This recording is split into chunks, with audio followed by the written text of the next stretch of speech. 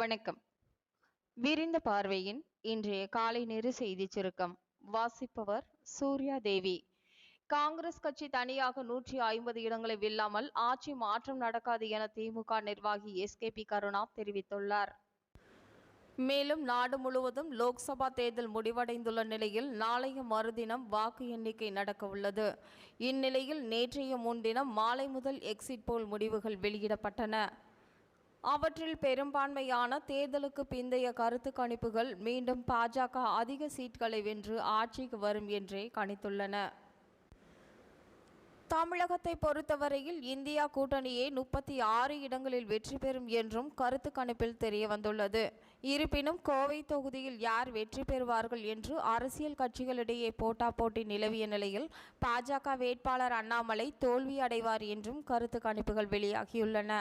இதேபோல் தேமுதிகவுடன் கூட்டணி வைத்துள்ள அதிமுக 2 இடங்களில் மட்டுமே வெற்றி பெறும் என்றும் கூறப்பட்டது.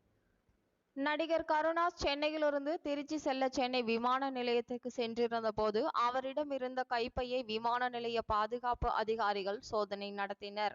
அதில் துப்பாக்கி குண்டுகள் இருந்தன.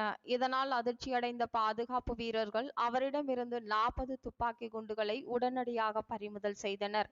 மேலும் அவரது திருச்சி பயணத்தையும் உடனடியாக ரத்து செய்தனர். இந்நிலையில் கருணாசிடம் துப்பாக்கி குண்டுகள் வந்தது எப்படி என்பது குறித்து போலீசார் தீவிரமாக விசாரணை நடத்தினர். எலும்பு முறிவு அறுவை சிகிச்சைக்கு பிறகு சென்னை தனியார் மருத்துவமனையில் சிகிச்சை பெற்று வந்த மதிமுக பொதுச் செயலாளர் வைகோ வீடு திரும்பியுள்ளார். சென்னை மாவட்டத்தில் 3 நாடாளுமன்ற தொகுதிகளின் வாக்கு எண்ணிக்கையினை முன்னிட்டு வாக்கு எண்ணிக்கைக்கான பொது பார்வையாளர்கள் நியமிக்கப்பட்டுள்ளனர். தபால் வாக்குகளை எண்ணி முடித்த பிறகே EVM வாக்குகளை எண்ண வேண்டும் எனவும் வாக்கு எண்ணிக்கையின் போது முறைகேடு நடக்காமல் இருப்பதை உறுதி செய்ய வேண்டும் என்றும் வாக்கு எண்ணிக்கையை நேர்மையாகவும் முறையாகவும் நடத்த வேண்டும் என்றும் வலியுறுத்தி டெல்லியில் தேர்தல் ஆணைய அதிகாரிகளுடன் இந்திய கூட்டணி கட்சி நிர்வாகிகள் மனு அளித்துள்ளனர். இத்துடன்